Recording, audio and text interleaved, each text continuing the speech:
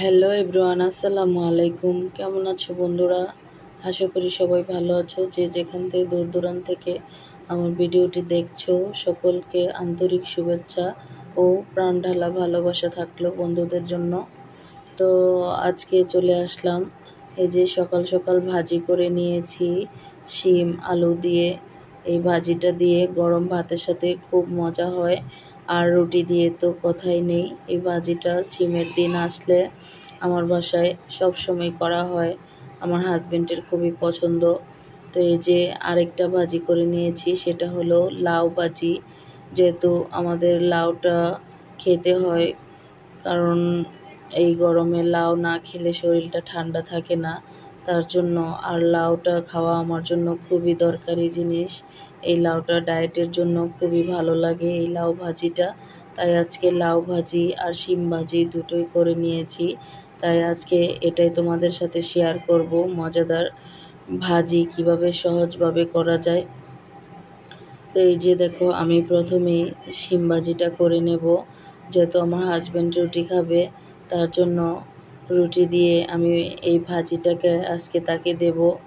সে কালকে থেকেই বলতেছে যে শিম ভাজি করো। তো আমি আবার দেখা যায় কিছু শিম রেখে দিয়েছিলাম, যে আরেকটু তরকারি রান্না করবো নে, তার জন্য। তো এই যে কিছুটা কালি জিরা দিয়ে দিলাম শিম ভাজিতে। একটুখানি রুটির সাথে কালি জিরাটা দিলে এটা খুবই ভালো হয়, গ্রান হয় ভাজিটা। তো এই যে দেখো, আমি কালি জিরাটা দিয়ে কিছু পরিমাণ কাঁচামরিচ দিয়ে চেয়েছি, হালকা করে কাঁচামরিচটা ভেজে নেব। তারপর আমি দিয়ে দিলাম কিছুটা পরিমাণ হলুদের গুঁড়ো, সামান্য এক এক চামচের 1/4 ভাগ, আর হলো হাফ চামচের মতো ধনিয়ার গুঁড়ো, হাফ চামচের মতো লবণ। এই 3টা উপকরণ দিয়ে আজকে আমি ভাজিটা করে নেব। এই যে দেখো, শিমগুলো আমার ফুফু সুন্দর করে কুচি কুচি করে কেটে দিয়েছে। তো আমার বাসায় আমার ফুফু আসলে সব সময় আমাকে কাজে হেল্প করে। ফুফুর কোনো তুলনা হয় না আসলে। আমার ফুফু আমার বাবার জায়গায়। তো ফুফু আমাকে অনেক হেল্প করে বাসায় আসলে। যে কোনো সময় যে কোনো দরকারে ফুফুকে কাছে পাওয়া যায়, আলহামদুলিল্লাহ। আমার ফুফুর জন্য তোমরা দোয়া করবা। আর আমার আম্মু তো আছে বাসায়, আম্মা না থাকলে তো আমি কিছুই করতে পারতাম না আসলে। অনেক সাপোর্ট পাই আমার আম্মা আমার বাসায় থাকাতে।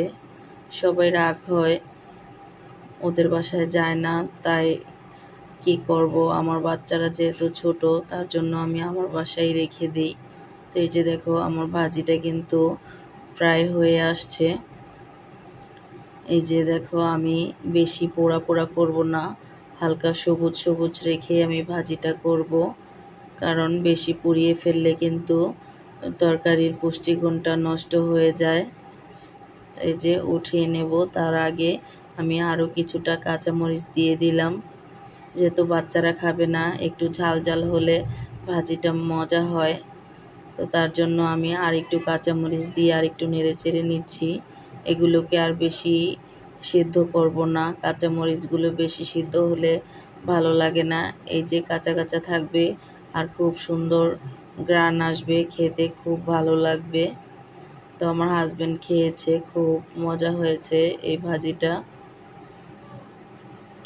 তো এই যে দেখো, আমি একটি প্লেটে নিয়ে তোমাদেরকে দেখিয়ে দিচ্ছি। দেখো আমার ভাজিটা কতটা সবুজ হয়েছে। এই ভাজিটা দিয়ে তোমরা গরম ভাতের সাথেও দিতে পারো এবং রুটি পরোটার সাথে দিতে পারো, খুবই মজা হয় এই ভাজিটা। তো এখন আমি আরেকটি ভাজি করে নেব, সেটাও আমার নবীজির সুন্নত লাউ ভাজি। সেই ভাজিটাও আমি খুব মজা করে খাই, আমার কাছে খুব ভালো লাগে। তার জন্য আমি আজকে লাউ ভাজি করে নিব। প্রতিদিন লাউ তরকারি খেতে ভালো লাগে না। তো এই যে এই ভাজিটা আমার আম্মু কুচিয়ে দিয়েছে। এই যে দিয়ে দিলাম সরিষার তেল, খুবই স্বাস্থ্যকর এবং খাঁটি সরিষার তেল, ঘানিতে ভাঙানো। সেই জায়গা থেকে আমরা নিয়ে আসি সরিষার তেলটা। এই তেলে আজকে সব রান্না হবে, এমনকি আমি সব রান্নাগুলো সরিষার তেল দিয়েই করি। যেহেতু আমরা নিজেরা খাবো, তাই কোনো স্বাস্থ্য ঝুঁকি নিতে চাই না। এবং কি আমার বাসায় মেহমান আসলেও আমি এই সরিষার তেল দিয়েই রান্না করি এবং ফোটানো পানি সবাইকে খেতে দিই, কারণ ফোটানো পানিটাই নিরাপদ আমরা মনে করি। কাঁচা পানিটা খেতে আসলে ভালো লাগে না আমাদের কাছে, তাই আমরা গ্যাস যখন থাকে তখন দেখা যায় 1 কলস পানি আমার আম্মু ফুটিয়ে নেয়, এটা ঠান্ডা হলে বোতলে ভরে রাখি, আবার আরেক কলস ফুটিয়ে নেই। তো এই যে দেখো কি দিয়ে দিলাম বন্ধুরা, এই যে লাউ ভাজিতে সামান্য একটু আমি মেথির গুঁড়ো দিয়েছি, যেহেতু নিরামিষ ভাজি খেতে একটু মজা হবে, সুন্দর গ্রান হবে। আর কয়েক টুকরো তেজপাতা দিলাম, আর হলো ধনিয়ার গুঁড়ো আর লবণ দিলাম স্বাদ মতো। তো এই যে দেখো খুব সুন্দরভাবে লাউটা কুচি করে দিয়েছে। আমি লাউ আর কাঁচামরিচ একসাথে করে এখন আমি তেলের মধ্যে ঢেলে দিলাম। এই ভাজি করতে কিন্তু কোনো বেশি জিনিস লাগে না। তো এই যে দেখো আমি লাউ ভাজিটা কিন্তু ঢেকে দেব না, কারণ ঢেকে দিলে এটাতে পানি উঠে আসবে। তো ঢেকে দেইনি, তারপরেও দেখো হালকা করে পানি চলে আসছে। এখন আমি একটু চালাকি করলাম এখানে, যেহেতু একটু পানি চলে আসছে তার জন্য আমি এখানে সামান্য কিছু হলুদের গুঁড়ো দিয়ে দিলাম, যেহেতু একটু পানি ভিজা ভিজা হবে ভাজিটা, তো এত বেশি সাদাটা ভাল লাগবে না, তার জন্য সামান্য একটু পরিমাণের হলুদের গুঁড়ো দিয়ে দিলাম, যেন হালকা একটু কালার চলে আসে, সবজি সবজি লাগে। বুঝতে পারছো বন্ধুরা, একটু কালার আসাতে এটা সবজি মনে করে খেয়ে নেবে। আর যদি সাদা ভাজিটাতে আমি পানি রাখি এটা কিন্তু ভালো লাগবে না, যেহেতু ভিজে থাকবে, তার জন্যই আমি কিন্তু এই হলুদের গুঁড়োটা দিয়ে দিলাম বন্ধুরা।